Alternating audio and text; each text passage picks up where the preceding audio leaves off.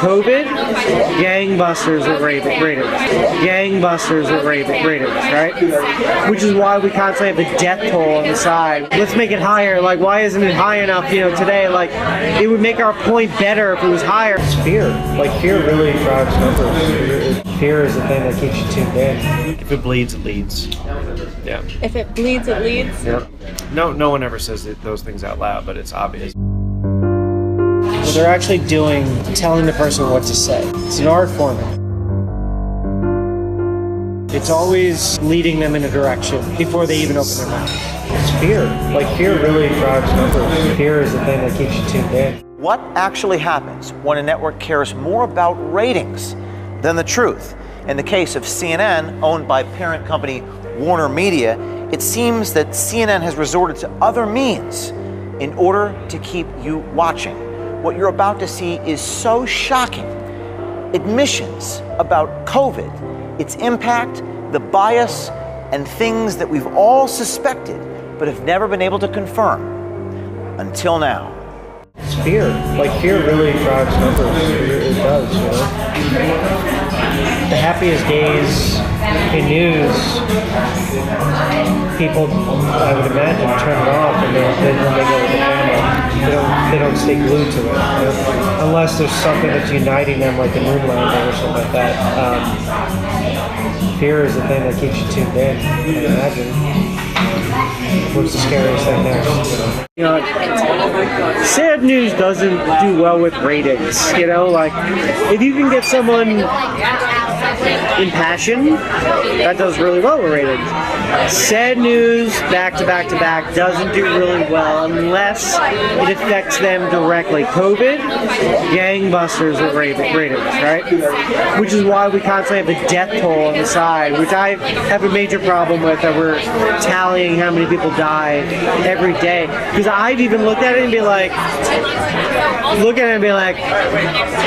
let's make it higher. Like, why isn't it high enough, today? Like, it would make our point better if it was higher. And I'm like, what am I rallying for?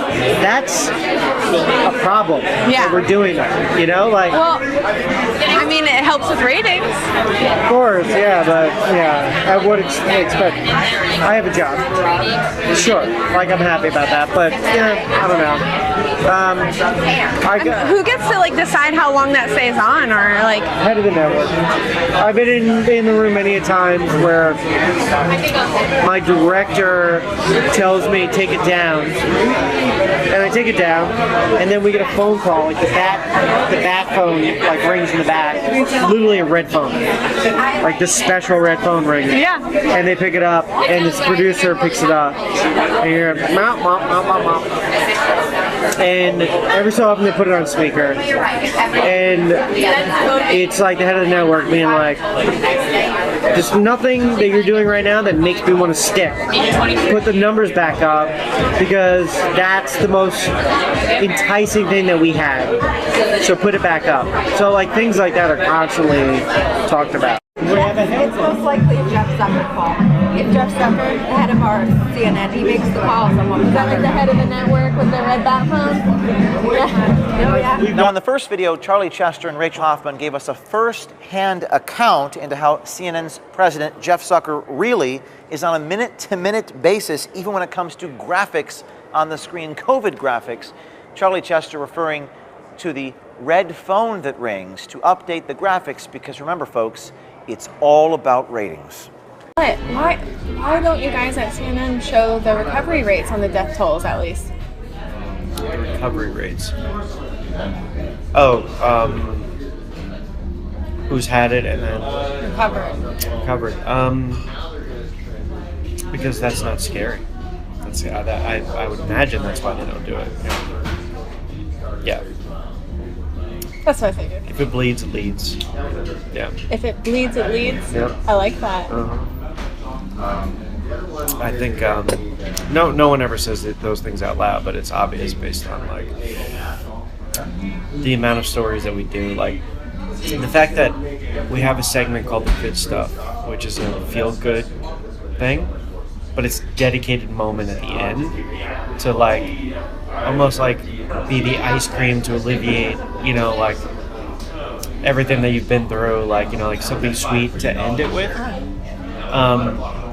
Because everything else is like doom and gloom. I mean, it's human nature. I mean, like, I find myself watching more news when there's something looming and scary. Chester seems to have lost faith in CNN's ability to do honest reporting, not just at CNN actually, but in news generally. I mean, there's no such thing as unbiased news. It just doesn't exist. There's too many agendas. There's too many people that have jobs that need to feed their families for it to be unbiased. You can't. It's impossible.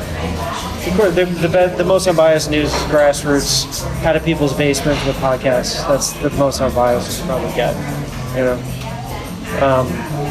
And unfortunately, the trend is that when they could actually start making money off of it, you start to inherently destroy the thing that you love, by like moving Do you think up. CNN's done that? Yeah. I don't think CNN's any different than Fox. I think it's on the different side of it, but I think they come off as very altruistic, but I think we buried the lead a lot. I think we... What's that mean? You ever watch... We have to sit down and watch it together for me to point out some things. Listen to the way they ask questions. Because they're not actually asking questions. Who? Any reporter on CNN. Okay. What they're actually doing is they're telling the person what to say. It's an art form in it. What's it? There's an art form to it. But it would be like